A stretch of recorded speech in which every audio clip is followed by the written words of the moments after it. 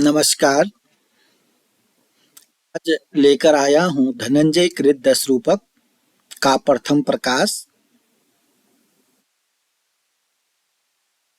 10 रूपक हमें तृतीय सेमेस्टर के छात्र छात्राओं के लिए। आइए देखते हैं। उक्त अंगानाम चतुष्षष्टि 16 च एसाम प्रयोजनम। उक्त अंगानाम, उक्त का मतलब है यहाँ पर 5 जो संधियां पड़ी, मुख, प्रतिमुख, गर्भ, विमर्श और निर्वहन। ये 5 संधियों के चतुष्षष्टि माने 64 अंग होते हैं। यानी कि उक्त जो 5 संधियां हैं उनके 64 अंग हैं और 4 माने और 16 माने 6 प्रयोजन है। तो उक्त जो संधियां हैं उनके 64 अंग हैं और 6 प्रयोजन है। 64 अंग हैं। जिसने मेरी पिछली क्लास पढ़ी है उनके लिए तो सरल है कि 64 अंग हैं। कैसे हैं? जो नए हैं उनके लिए बता दूं 64 अंग कैसे हैं। संधियों के 64 अंग कैसे हैं? मुख के 12 अंग हैं, प्रतिमुख के 13 अंग हैं, गर्भ के 12 अंग हैं, विमर्श के 13 अंग है, निर्वहन के 14 अंग है। अगर हम इनको जोड़ेंगे तो टोटल हो जाता है 64 अंग। इसलिए कहा गया है संधि के जो अंग हैं वह है 64 अंग। संधियां हैं 5, संधि के अंग हैं 64।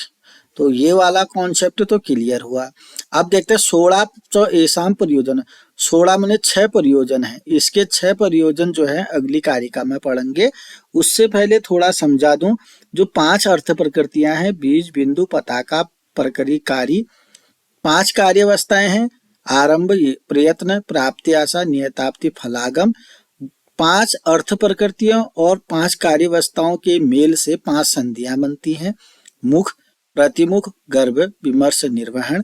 अब जैसे अलग अलग देखें तो बीज और आरंभ के योग से मुख संधि बनती है, बिंदु और प्रयत्न के योग से प्रतिमुख संधि बनती है, पताका और प्राप्ता के योग से गर्भ संधि बनती है, परकरी और नियताप्ति के योग से विमर्श संधि बनती है, कार्य और फलागम के योग से निर्वहन संधि बनती है। तो आपको ये चार्ट अच्छे से समझ में आ जाना चाहिए। आप इसका स्क्रीनशॉट भी ले सकते हैं। आप चाहो तो पॉज करके इसका बार बार अध्ययन कर सकते हैं। ये चार्ट जो है बहुत ही महत्वपूर्ण है आपके लिए। तो कहा गया है उक्त अंगानाम चतुष्षष्टि, जो संधि है उनके 64 अंग हैं और 6 प्रयोजन है। अब हम देखेंगे कि 6 प्रयोजन कौन कौन से हैं। 6 प्रयोजन कारिका नंबर 55 में बताया गया है। क्या बताया गया है? इष्ट अर्थस्य रचना, गुप्ति प्रकाशनम, रागः प्रयोगः च, प्रयोगस्य आश्चर्यम वृत्तान्तस्य अनुक्षयः। 6 प्रयोजनों में से 3 प्रयोजन पहली पंक्ति में है, 3 प्रयोजन द्वितीय पंक्ति में है। तो देखते हैं। इष्ट अर्थस्य रचना, इष्ट अर्थस्य रचना पहला प्रयोजन है। इष्ट अर्थ की रचना।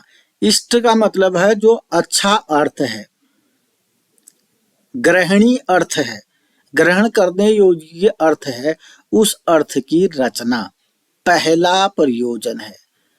संधि के अंतर्गत जो प्रयोजन है 6, उनमें से पहला प्रयोजन है इष्ट अर्थ की रचना। यहां तक है इष्ट अर्थ की रचना। दूसरा है गोप्य गुप्ति। दूसरा क्या है? गोप्य गुप्ति। गोप्य का मतलब है गोपनीय। जो गोपनीय चीजें होती है उनको गुप्त रखना। गुप्त माने गुप्त रखना, गोप्य माने गोपनीय। जो गोपनीय है उसको गुप्त रखना दूसरा प्रयोजन है। तीसरा प्रयोजन है प्रकाशनम। जो प्रकट करने योग्य चीजें हैं उसको प्रकट करना। कोई नाटक है तो उस नाटक में इष्ट अच्छे अर्थ की रचना पहला प्रयोजन है।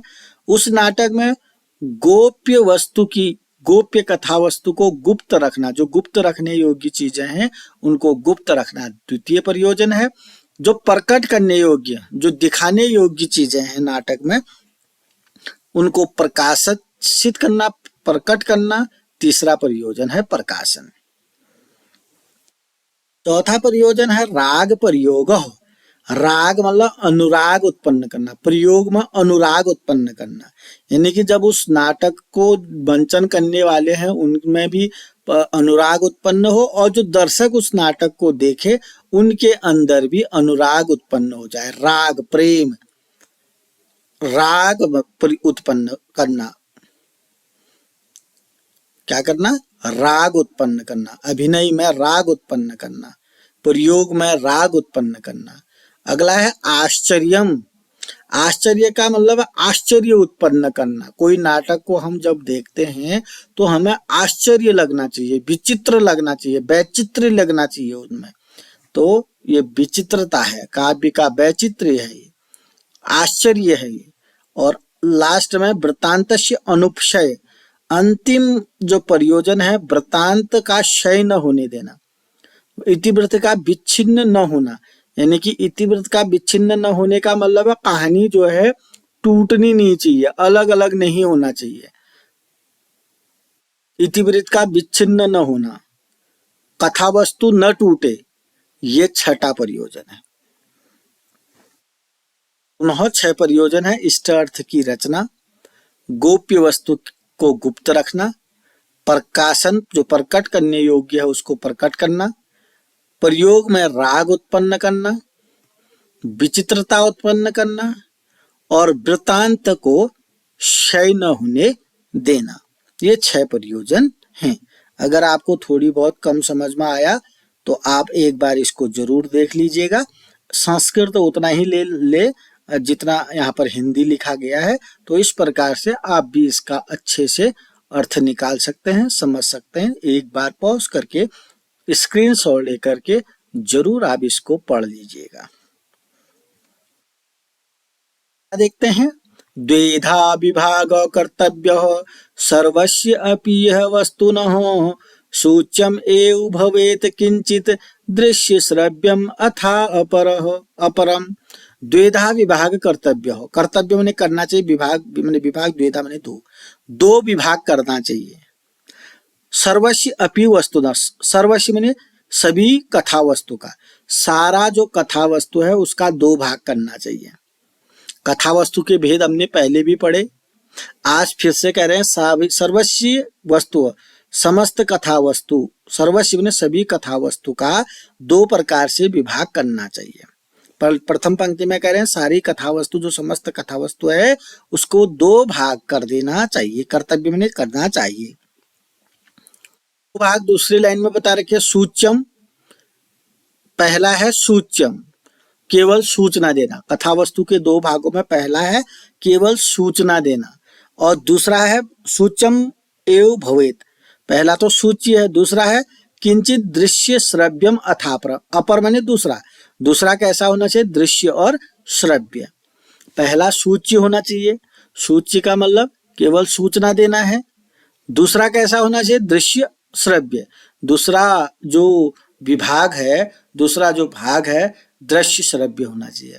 पहला भाग क्या होना चाहिए, सूच्य, अर्थात सूचना देने से मतलब है। दूसरा भाग कैसा होना चाहिए, दृश्य श्रव्य। दृश्य श्रव्य का मतलब है इसका प्रकाशन होगा, इसको रंगमंच पर दिखाना चाहिए। समस्त कथा वस्तु को 2 भाग कर देना चाहिए, एक है सूच्य और दूसरा है दृश्य श्रव्य। थोड़ी ज्ञान में वृद्धि आप इसको पढ़कर कर लीजिएगा। जब तक समझ में आए तब तक आप अगली स्लाइड में नहीं जाएंगे। 1 नहीं 2 बार 3 बार जरूर इसको अध्ययन करेंगे। फिर से बोलता हूं कि जो समस्त कथा वस्तु है उसको 2 भाग कर देना चाहिए, एक सूच्य है, एक दृश्य श्रव्य है। सूच्य को केवल सूचना दिया जाता है, दृश्य श्रव्य को मंच पर दिखाया जाता है। आगे देखते हैं। अच्छा, हमने ऊपर देखा कि सूच्य है और दृश्य श्रव्य है, उसी को विस्तार रूप में बताएगा। नीरसो अनुचित तत्र संसूच्यो वस्तु विस्तर दृश्य तो मधुर उदात्त रस भाव निरंतर। वहां पर क्या पढ़ा हमने, एक सूच्य है, एक दृश्य श्रव्य है। अब सूची के विषय में प्रथम पंक्ति में बता रखा है, दृश्य के विषय में द्वितीय पंक्ति में बता रखा है। नीरसो, जो नीरस है, ऐसा भी तो होता है जो कथावस्तु नीरस है। वस्तु विस्तर बने जो कथावस्तु नीरस है, जिसमें रस निकल ही नहीं रहा, रस नहीं है, जो कथावस्तु नीरस है। अनुचित है, अनुचित है, उसको सूच्य कर देना चाहिए, उसको केवल सूचना द्वारा बताना चाहिए। जो वस्तु विस्तर, जो कथावस्तु नीरस है, अनुचित है, उसको संसूच्य कर देना चाहिए, केवल सूचना द्वारा बता देना चाहिए। क्या पढ़ा था इससे पहले कारिका में कि कथा वस्तु के दो भाग कर देना चाहिए, एक सूच्य, एक दृश्य श्रव्य। अब सूच्य किसको कहेंगे? जो कथा वस्तु सूच्य के अंतर्गत तो कौन आएगा? जो कथा वस्तु नीरस है, जो कथा वस्तु अनुचित है, को सूचना के द्वारा बता देना चाहिए। समझ में आ गया होगा आपका। अब दृश्य क्या है? जो दृश्य मतलब दिखाना, मंच पर दिखाना, उसी को दिखाना चाहिए जो मधुर है, मधुर, जो उदात्त है, जो रस और भावों से निरंतर मतलब युक्त है, जो रस और भावों से युक्त है। दृश्य कथा वस्तु यानी कि उसी कथा, वह दृश्य कथा वस्तु वह होती है जो मधुर है, जो उदात्त है, जो रस और भावों से युक्त है। क्लियर हो गया होगा? एक बार इसको अध्ययन जरूर कर लीजिएगा। सूच्य कथा वस्तु वह है जो नीरस है, अनुचित है, नीरस है, अनुचित है, उसी को सूचना के द्वारा बताना चाहिए। दृश्य कौन है? दिखाना किसको चाहिए? जो कथा वस्तु मधुर है, उदात्त है, रस और भाव से युक्त है, ऐसी कथा वस्तु को दृश्य कहते हैं या दिखाना चाहिए। क्लियर? आगे देखते हैं। आगे हम आज इसको, ये आज के लिए अंतिम कारिका होगी। अर्थ उपेक्षक उपक्षेप, अर्थ उपक्षेपक सूच्य पंचमी प्रतिपादयेत विस्कंभक चूलिका अंकाश्य अंकावतार प्रवेशक है। क्या कह रहे हैं? ऊपर हमने जो सूच्य का, जो कथा वस्तु नीरस है, अनुचित है, उसको केवल सूचना देना चाहिए। और सूचना जो है पंचमी माने 5 अर्थ उपेक्षकों के द्वारा प्रतिपादित की जाती है। सूचना, जो कथा वस्तु सूच्य है ना, उसको पंचमी माने 5 अर्थ उपक्षेपकों के द्वारा प्रतिपादित की जाती है। जो सूचना दी जाती है किसी भी नाटक में, वह सूचना 5 अर्थ उपक्षेपकों के द्वारा दी जाती है। अब वो 5 जो अर्थ उपक्षेपक हैं उनके नाम है विस्कंभक। आराम से देखिएगा, विस्कंभ लिखा है, विस्कंभक। दूसरा है चूलिका, तीसरा है अंकाश्य, चौथा है अंकावतार और लास्ट में है प्रवेशक। एक पंक्ति में लिखी है, एक पंक्ति लिखी है जो जटिल है, इसमें 5 अर्थ उपक्षेपकों के नाम है। अर्थ उपक्षेपक किसको कहते हैं? जो केवल जिससे सूचनाएं दी जाती हैं। अर्थ उपक्षेपक कितने हैं? 5 हैं। कौन कौन से हैं? विस्कंभक है, चूलिका है, अंकाश्य है, अंकावतार है, प्रवेशक है। सरल है। जो हम ऊपर कारिका में कहा था कि जो कथा वस्तु नीरस है, जो अनुचित है, उसको सूचना के द्वारा बता देना चाहिए। सूचना जो है 5 अर्थ उपक्षेपकों के द्वारा प्रतिपादित की जाती है। वह है नंबर 1 विस्कंभक, नंबर 2 चूलिका, नंबर 3 अंकाश्य, नंबर 4 अंकावतार और नंबर 5 प्रवेशक। अगर थोड़ी बहुत कम समझ में आया है तो एक बार इसको जरूर देख लीजिएगा। देख के आपको 100% समझ में आ जाएगा। और आज के लिए इतना ही। अगर आपने मेरा चैनल को सब्सक्राइब नहीं किया तो सब्सक्राइब करेंगे, वीडियो पसंद आती है तो लाइक करेंगे, कमेंट करेंगे और प्रत्येक दोस्त के साथ शेयर करेंगे। अगले वीडियो में हम विस्कंभक क्या है, चूलिका क्या है, अंकाश्य क्या है, अंकावतार क्या है, प्रवेशक क्या है, इसका अध्ययन करेंगे। तब तक के लिए नमस्कार, धन्यवाद।